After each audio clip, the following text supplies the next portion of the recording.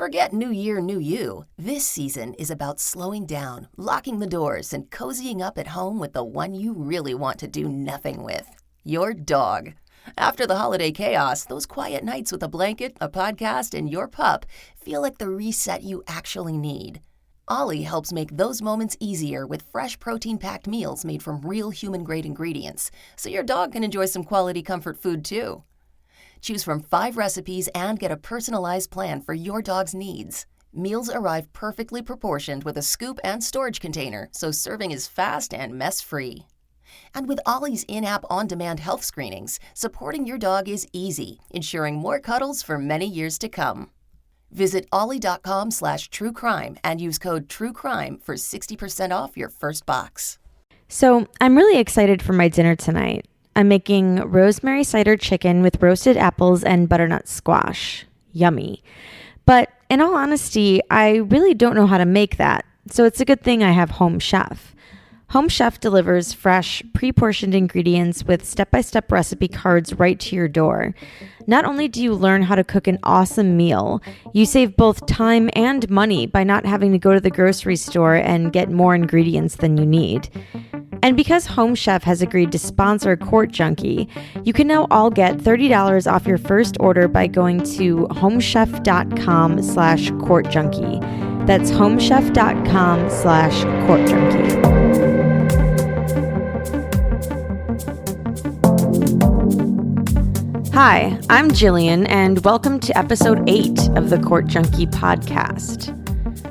First, as always, I'd like to thank all of you for your support. Those of you who listen, subscribe, share, review, and donate. Your support is awesome, and it really means the world to me. And today I want to especially thank my Patreon supporters. I have some fun stuff coming up for you guys, including early access to my Court Junkie briefs, along with exclusive interviews with my sources. To become a patron and donate as little as $1 a month, simply go to patreon.com/courtjunkie. Today I'm going to cover an extremely popular case that got a lot of mainstream media attention, and yet a lot of people I've talked to haven't heard about it. I'm going to cover this case in 2 parts because, as you'll hear, there's a lot of relevant audio clips that I want to include, but I don't want them to take up the entire episode. The good news is that I'll be releasing part 2 shortly after part 1, so you won't have to wait too long to get to the conclusion. The case I'm going to cover is the murder of Sherri Ray Rasmussen and the trial of the person accused of killing her. Someone whose job was to serve and protect, not to kill. This case is interesting for a variety of reasons, but what I'm about to tell you might just be the biggest. You see, for more than 2 decades, Sherri's murder went unsolved. The initial LAPD investigators working the case were convinced that it was a burglary gone wrong, but no one had ever been arrested. Until one day, a cold case unit started reinvestigating the case, and because of advances in forensic science, they were able to test the evidence from the scene. And what they found was terrifying. The killer had potentially been right in front of them, harboring a deep, dark secret the entire time. It looked like the killer was one of their own. 1986 was the year of the movie Top Gun. Bruce Springsteen was topping the pop music charts, and Murder, She Wrote was popular on TV. But it was also the year of a murder that took place in Van Nuys, California, a murder that would go unsolved for the next 23 years. That is, until 2009, when an arrest was finally made. In 2009, 49-year-old Stephanie Lazarus was working as an investigator for the LAPD. She was in charge of art forgeries and thefts. She was a decorated 25-year veteran and was married to a fellow police officer, and together they had a young adopted daughter. On Friday, June 5th, 2009, Stephanie was at work at the LAPD headquarters in the 3rd floor art theft detail unit, like any other normal day, when she was approached by 2 detectives from the robbery homicide division. They told her that they had somebody in custody who claimed to have information about one of her art theft cases and that they needed her help. She obliged and followed them to the Parker Center's jail division, which was located on the bottom floor of the building. When they got down there, Stephanie grew confused. The detectives, Greg Stearns and Dan Jaramillo, led her into an interrogation room, and instead of leading her to the supposed art thief, they sat her down and began asking her questions. Questions about her life and questions about people she knew from over 20 years ago. We've been assigned a case that we've been looking at. Okay. It's a new case, and reviewing the case, there's some notes to see as far as your name being mentioned. Okay. Do you know John Ruetten? John Ruetten. John Ruetten? Ruetten. Oh, yeah, I went to school with him. You did? Yeah. How long did you know him? Gosh, I went to school in, let's see, went to UCLA in 1978 I started, and, met him at school at the dorms. Were you guys friends, close friends? Yeah, we're very close friends. I mean, what's this all about? Well, it's a case we're working on, and it involves John, and in there, some of the statements we reviewed, there's notes and stuff that he knew you and stuff. Oh, yeah, I mean, we were good friends, lived in the dorms I lived in the dorms for 2 years. You guys lived in the same dorm? Yeah. Oh, okay. Yeah, Dykstra. Okay. Were you guys just friends or anything else, or? Yeah, we were good friends. Yeah. Was there ever any relationship or anything that developed between you guys? Yeah, I mean, we dated, I mean, what's this all about? Well, it's relating to his wife. Okay. Okay. Did you know her? Not really. I mean, I knew that he got married years ago. Did you ever meet her? God, I don't know. Do you know who she was or anything? Well, let me think. God, it's been a long time ago. I may have met her. Geez. Yeah. Well, let me see. Let me ask you. You said you dated John. How long did you guys date? I mean, well, are you guys? Is this something? You said I was going to interview somebody about art, and how you guys are. Here's I mean, Stephanie. Here's the situation. It's basically we knew that this when we saw this in this chrono that maybe there was some relationship there. That's what the chrono seemed to indicate, and we didn't want to come up to you at your desk and ask those kinds of questions or do anything. You know how up there people can see what's going on if you go into an interview room or people are in there getting supplies. Okay. I mean, so we wanted to afford you some privacy, some confidentiality to talk about this because we thought it might be, you're married to someone else, obviously, and so forth, and that you may not want to talk about these things in that setting where someone, we don't want the rumor mill or gossip or any of that kind of stuff to start. That's fine. I mean, so we did this just as a means to try and speak to you in just a confidential place where your business isn't out there for other people in your division to know about. God, that's been a million years ago. I mean, what year is it now? 2009. I mean, I graduated in 82. 82, yeah. I dated other guys. I'm sure he dated other girls. Well, let me ask you, roughly, how long would you say you guys dated? Oh, jeez. I couldn't even say. I mean, I started school there in 78. I started UCLA in 1978. I graduated in 82.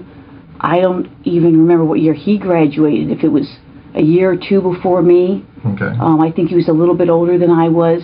I mean, I can't remember if he was born, let's say I'm born in 1960. I don't know if he was born in 58 or 59. I mean, I knew his parents. I knew his sister. His brother went to Northridge. Sister spent the night at my house before. Obviously, I spent the night at his house before. He probably spent the night at my house before. I don't. Well, correct me if I'm wrong, because from what you're telling me, is you guys dated while you were in college together, right? Yeah, and probably after college. I can't. Geez, trying to think when I met my husband. I met my husband when did I meet Scott? Because I met Scott when I was teaching DARE up in Oregon. But we had long stopped dating before that. So you haven't talked to him for a long time? Oh, I think I haven't talked to him in a long time. I couldn't even tell you when the last time I talked to him. I got married in 1996. I think I met Scott in 92. Prior to that, I couldn't tell you how long I had talked to John prior to that. But since you met your husband, Scott, you haven't talked to him? I mean, he may have called me once or twice before we got married. Right. What's this all about? I mean... Well, let me ask you, what ended the relationship between you and John? It was kind of a weird relationship. I mean, we dated. I can't say that he was my boyfriend. I don't know that he would consider me his girlfriend. We dated. We did things. I played sports in college. He played basketball. His brother played basketball. We just didn't work out. I mean, I don't know what to tell you. It was like I went out with other guys. I went on lots of vacations. And once you guys split, were you guys still friends, or kind of, I problems? mean, Is it friendly, not friendly? No, I don't think it was not friendly. I mean, we were friendly. I know that we went to Hawaii at one point. Another friend of mine who's actually dying right now went to Hawaii with us some point. Remember roughly when that was? Oh, geez. I'd have to check my pictures. Or I'd say I'd ask Greg, but my friend Greg is like dying of liver cancer right now. Yeah, I mean, And you were saying that... It's 2009 now. Had you ever met his wife? I may have. Do you remember her name or anything, or what she did for a living, or where she worked, or anything about her? Well, I think I'm going to say that I think she was a nurse. I mean, I can't even remember how he said he met her. I mean, it's been so long ago. Well, let me ask you, did you go to their wedding, No, I didn't go to their wedding. Couldn't even tell you what year he got married. Mm-hmm. I mean, it's been 1,000,000 years ago. I don't understand why you're talking about some guy I dated 1,000,000 years ago. Well, do you know what happened to his wife? Yeah, I know she got killed. The man the detectives were talking about was Stephanie's former lover from back in the 1980s. His name was John Ruetten, and they had met while they were both in college and living in the same dorm at UCLA. They had dated on and off for a while, but eventually John met somebody else, a woman named Sherri Rasmussen. John fell in love with Sherri, and they soon became engaged, and then shortly after that, they got married. But only 4 months after their wedding, Sherri was murdered.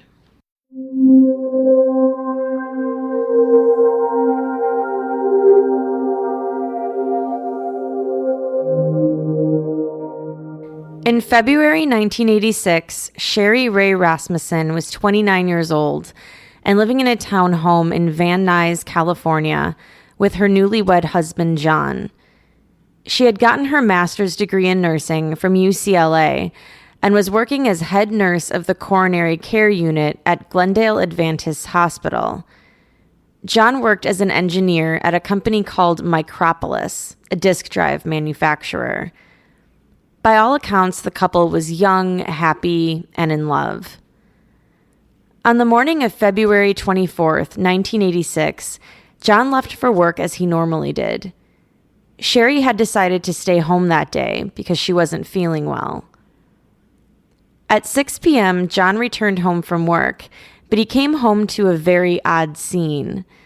There was glass in the driveway, their garage door was open, and Sherri's BMW was gone. John parked his car and entered the house through the garage and up the stairwell. When John reached the top of the stairs, he found the door slightly open, and their stereo equipment that was normally in the living room was stacked by the door.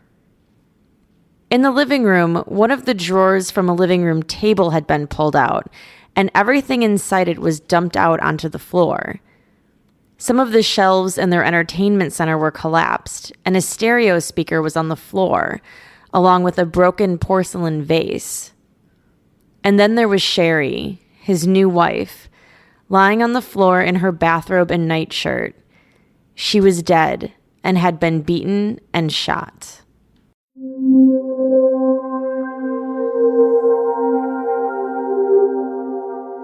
When investigators got to the scene, they saw a distraught husband. John was so hysterical that he could barely speak. They went inside the home and saw evidence of an intense struggle. Sherri had been almost 6 feet tall and was in great shape. It appeared to the investigators that she had put up quite a fight. In addition to the empty drawer, the collapsed shelves, and broken vase in the living room, there was blood splatter on some of the walls, the floor, and on a closet door. There were bloody fingerprints and palm prints along with 2 broken fingernails that were found on the floor. And a white cord with blood on it was found near the stereo equipment by the door to the garage. The investigators told John that it looked like it was likely a burglary gone wrong. 2 days later, the autopsy report came out. Sherri had been shot 3 times in the chest, each one a fatal wound. One of the wounds was a contact wound, meaning somebody held the gun right up to her and shot. Sherri also had other injuries to her body. She had abrasions around both of her wrists, consistent with the pattern from a rope or a cord. She had contusions around her right eye, right ear, and on her scalp. She had a laceration on the inside of her upper lip and abrasions on her chin. The time of death was unknown, and there was no evidence of a sexual assault. And perhaps the most important injury, one that would change the trajectory of the case 23 years later. There was a bite mark on her inner left forearm. Her killer had bitten her. 10 days after the murder, on March 7th, 1986, investigators found Sherri's BMW. It was abandoned on a street in Van Nuys, about 2.5 miles away from where John and Sherri lived. The keys were in the ignition, and nothing had been stolen or stripped from the car. The LAPD officers handling the investigation, Detectives Lyle Mayer and Stephen Hooks, cleared John as a suspect and concluded that it was, in fact, a burglary gone wrong. That 2 suspects likely entered through an unlocked front door, and that Sherri surprised them when she interrupted them, leading to a violent struggle over the gun. The suspects then stole Sherri's car. The officers didn't come up with that scenario out of nowhere. In addition to the stereo equipment being stacked by the door, there was something else that pointed to a botched burglary. There had been another burglary in the neighborhood, just 3 blocks away, 2 months after Sherri's death. It was believed that 2 intruders broke into that home and nearly killed a woman who had interrupted them. Police suspected the 2 cases were connected. Sherri's parents put up a $10,000 reward for the arrest and conviction of the 2 men. But then the case went cold. No leads, no more investigations, nothing. Sherri's family wouldn't be getting answers for a very long time. Not until 2004, at least, when an LAPD criminalist requested a DNA analysis on the bite mark swab from the bite on Sherri's arm. The results that came back were interesting, to say the least.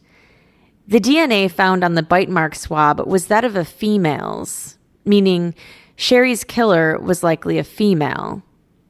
The criminalist sent the info on to the cold case unit. In February 2009, the cold case unit was going through Sherri's file, and they noticed that the DNA analysis that determined that the bite mark was from a female didn't match the original burglary gone wrong theory.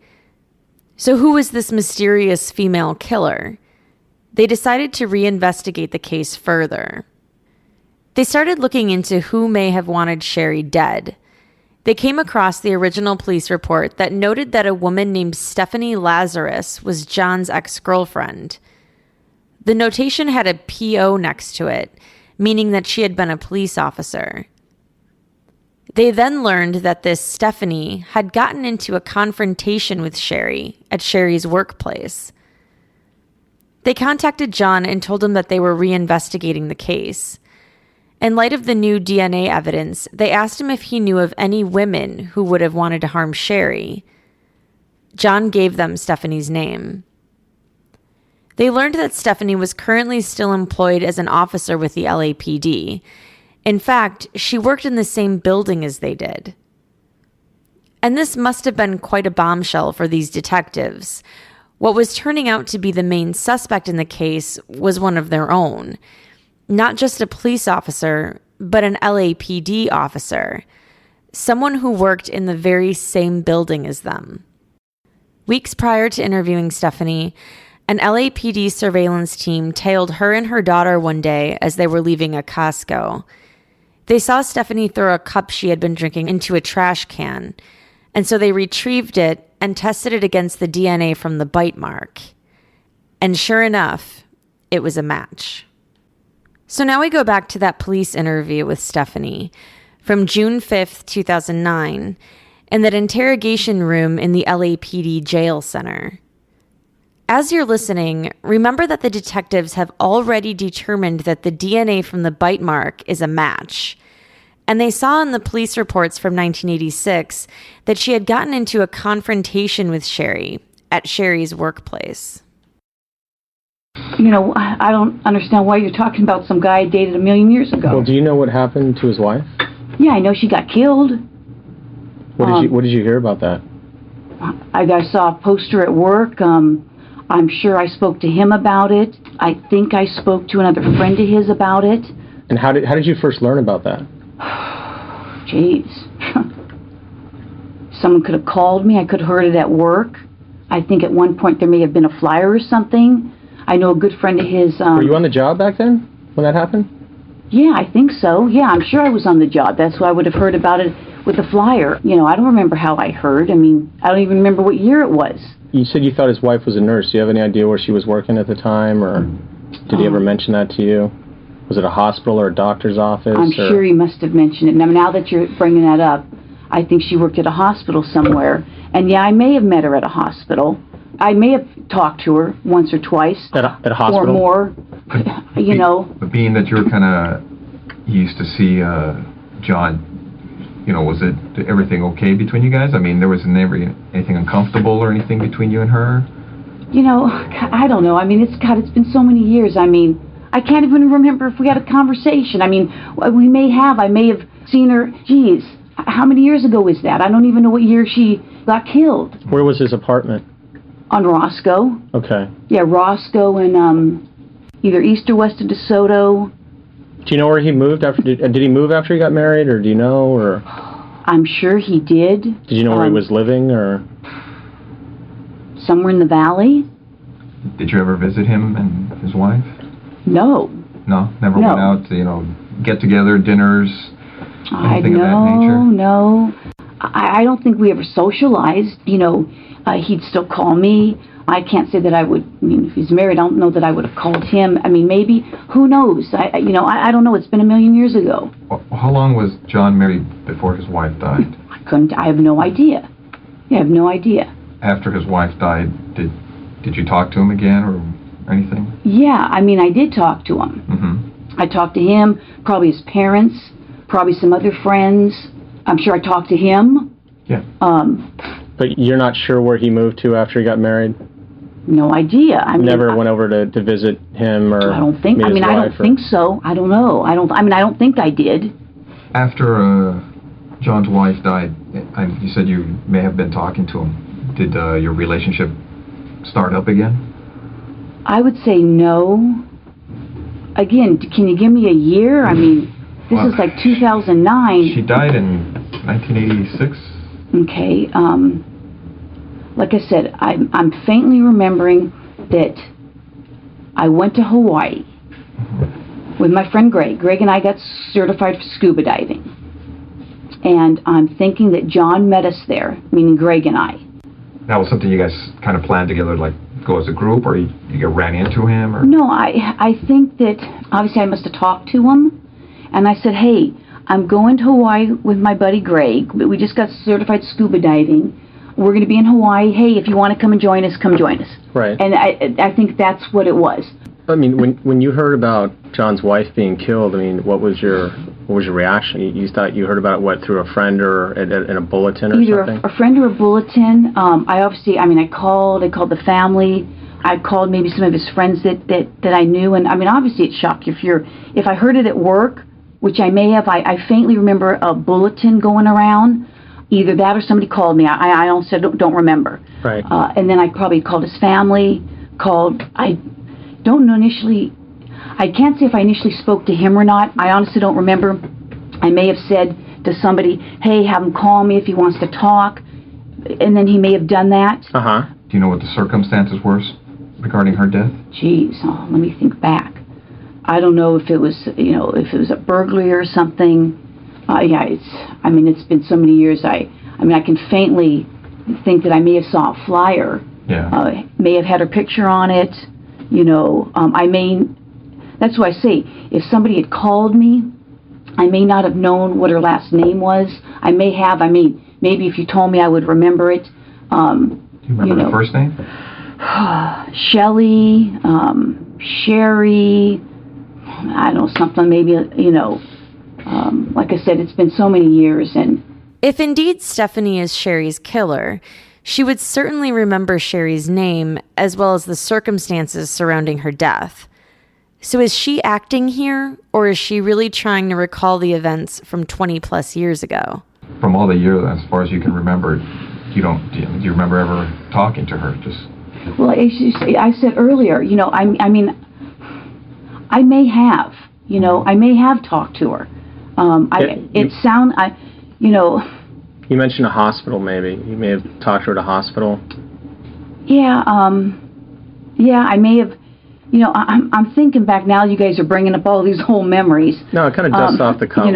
Geez, I'm thinking that because we would date. He would date other people. I would date other people, and I think at one point, he may have been dating her, or I don't know. Maybe he was married. I don't even remember. And I'm like, why are you calling me if you're either dating her or living with her or married to her? Because I honestly don't remember the time frame. And I'm like, come on, knock it off. And now I'm thinking I may have gone to her and say, hey, you know what? Is he dating you? He's bothering me. And so I'm thinking that we had a conversation about that. One or two, maybe. It could have been three. I don't want to say I had three conversations with her. Like at her work or at their house or? No, I'm thinking that he obviously must have told me where she worked. I'm thinking it was a hospital somewhere in L.A. And I could have been. Again, what year was that? Where was I working? I'm trying to think of where. When did you say they got married? I don't know. I think it was like in 85 or 86 or something like that. We just kind of picked this up. We don't know a lot about it. I could have been working in Hollywood, it sounds like, if that's where I was working. So I could have said, okay, well, and I went and talked to her and just said, hey, you know what? If he's dating you, he keeps calling me, why don't you tell him to knock it off or whatever? And, because I probably would have told him to knock it off. You would have told John? Oh, yeah. I would have said, hey, and again... But you wanted to tell her, too? You wanted them both to know? Yeah, if you're getting called, and I'm faintly remembering, Scott moved in with me in 1993. And so I faintly recall that John may have called a few times, and I'm like, hey, I can't talk. I've got, I'm living with somebody. Right. And that could have been a few times. It could have been once, could have been twice, could have been three times. Yeah, I don't know, And when you say that you may have talked to his wife, said, hey, or, I don't know if it was, I guess it wasn't his wife at that time, girlfriend or whatever. And I don't know if it was his wife or his girlfriend. Quite honestly, I don't even remember. When you said, like, hey, he's calling me, he needs to knock it off or what have you, was that civil? Was there, no, there was not. I don't think there was anything. It was a few minutes, so I can't even remember. And what is it like, we went out to lunch or anything. Right, but there was no, like, arguments or fights or it didn't get heated or anything like that? Not that I recall, no. I would think that would stand out, I would think. Now, again, that's not standing out in my mind. So you didn't have any problems with her then? No. You didn't have any issues with her? No, But let me ask you. It seems like you didn't have any issue. Now, did she have an issue with you as far as... Because now you're telling her, hey, tell him to stop calling. Now, she's like, hey, you figure she'd be threatened by you. I don't know. From what you remember as far as when you talked to her, maybe you didn't take it as serious, but maybe, did she? Maybe she was bugging like, was she throwing things at me or something? Or, well, no, just, as far as you're trying to explain, like, hey, have him stop calling me, stop playing games. I tell you, I couldn't even tell you how long the conversation, if you said, did it last a half an hour? Did it last 3 minutes? Did it last 20 minutes? I can't even remember. It's been so long ago. You just remember talking to her, telling her. Yeah, and that's why you said, how many times you talked to her? I don't know how many times I talked to her. Maybe it was once, maybe it was twice, maybe it was three times.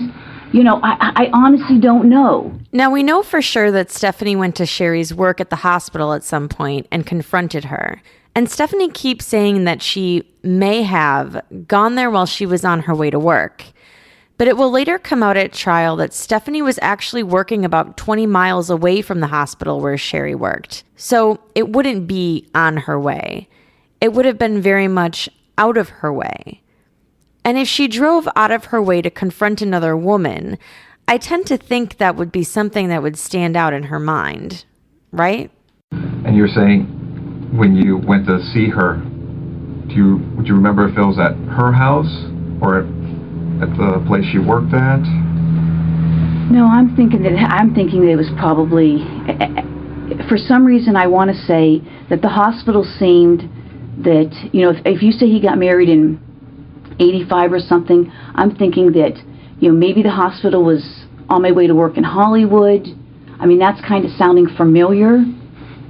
So you would have gone, if it was en route to work, more than likely you would have gone to her work and had this discussion with her? I mean, that's sounding familiar. I mean, that's, now that you guys are bringing this stuff up, I mean, that sounds familiar.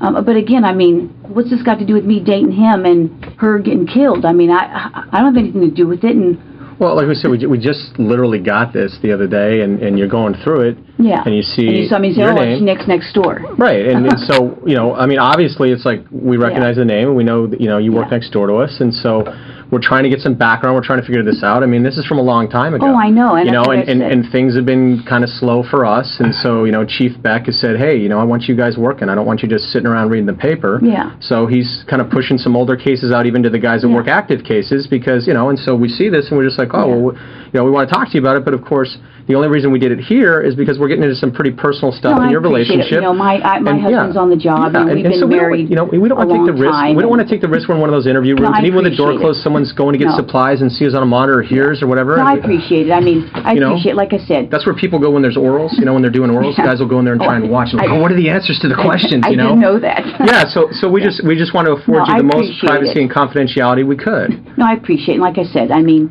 this goes way back, and I mean, it was very sad, obviously. Did he tell you what happened? Like what he heard from the detectives or the police, or? For some reason, I'm thinking that, I mean, again, this is like, it's been so long. He could have told me the whole story of what happened, and I mean, like I said, I'm faintly remember either between him or the flyer that there was some kind of a burglary. Let me ask you, did the detectives ever reach out to you? No one's ever talked to me. I don't think anybody ever talked to me about him. It seems like back then you would have been... Well, I'm thinking that I did talk to a detective. I'm thinking that I did speak to somebody. Oh, really? I couldn't tell you who it was. Because it doesn't say anything. It was probably on the phone. Would it have been somebody in regards to this, or just... Yeah. Uh-huh. Yeah. I don't even know if you said a name, if I would remember it. Because I worked Van Nuys for a while. But you do remember that someone you think reached out to you? You mean a detective? Yeah, called you up and talked to you.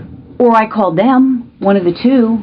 Let me get back to as far as when you said that John was calling you to see you, and during that time you felt that he was either seeing her, was he engaged or married? Did you know? Couldn't say. You don't remember? I don't know. Let's see. My husband. Did it ever appear? Well, no, that would have been, Scott moved in '93, so that would have been, you said 86 or 85 or something. Scott's your only husband? You've never been married? No, never been married. I got married in, I think, 96. Well, no, I got married in 96, but he moved in 93. Mm-hmm. During that time that you were seeing John, was he acting kind of squirrely or kind of sneaking around when he'd hook up with you or anything like that? To make you think, hey, this guy... He probably was. I mean, because from the impression I get is you've known him a long time, so you know him well during that period of time. Yeah, I mean, was he acting squirrely? I don't even remember where he was living then. Because I know you went to talk to her at the hospital regarding this issue with John, to kind of like, hey, what's going to happen here with this thing. But would this ever have followed up to her house when you went to talk to her to say, hey, you know what? I don't even know that I knew where they lived.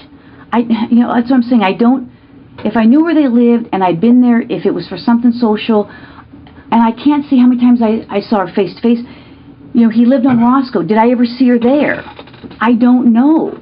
But you didn't have any issues with her, right? No, obviously, if he was dating me and dating her, I probably said, "Hey, pick," or something. Fair. Back That's then, I can't say that we ever screamed or he was a pretty mellow guy. I think I was pretty mellow. I don't think we had some big, huge blow up to say, why we stopped dating, or and I even think that when I was dating him, I was probably, like I said, I was probably going out with other guys, and he was probably going out with other girls. Right. I don't know. I mean, would you remember if she snapped on you and just like, hey man, it's my man, you get it, leave him alone, blah blah blah, that kind of stuff? I mean, would you remember an incident like that? I mean, because that would be like, what? Well, and maybe that happened. I mean, it's been so long ago. That's not ringing a bell. I don't know what else to tell you. Well, one of the concerns I had is looking at some of the notes is some of Sherri's friends said that you and her were having a problem because of the John situation. Well, number one, I don't know who her friends are. Because, again, I don't recall if he did tell me where he met her. I don't know even who these friends are. A problem, like I said, if I spoke to her, I'll go on as far as a limb, and I don't even want to say I spoke to her 5 times, because that's probably not even true. I can't even remember. Well, that's what I'm reading, is that you guys had problems with each other and words were being exchanged, and it's all relating to John. You know what? I can't say. You can't say? No, that doesn't even ring a bell. So, it seemed like, you would recall something if somebody's going off on you, right? I would think. I would think. Yeah, because it's... But that's, Because it seems like your relationship with John was kind of... you've known each other for a lot of years. Yeah, it was just kind of, it was like... But it doesn't seem to me, from what you're telling me... we were never engaged. Right, it wasn't like we were planning to get married. It was like, it was... I don't know how to describe it. Would you say there wasn't a lot of drama in this relationship? Oh, no, I don't think there was drama. Okay. Yeah, So that's why I'm asking, as far as what the friends are saying in regards to this, the problems that they're saying you were having with Sherri. It seems like the relationship is just going on an even plane. That just, I don't have the recollection of that at all. No? No. And, because from what you're telling me is when you guys met at the hospital, you guys talked, but it wasn't, from what you recall, confrontational? I don't think so. From either side? No. I'm trying to, turn my memory back, and I'm trying, I can't even picture the conversation. I can't even picture the conversation. Well, let me ask you, at the hospital, it never got to the point where people were going, hey, everybody go to your own corner type of thing? I don't think so. Nothing like that? I don't think so.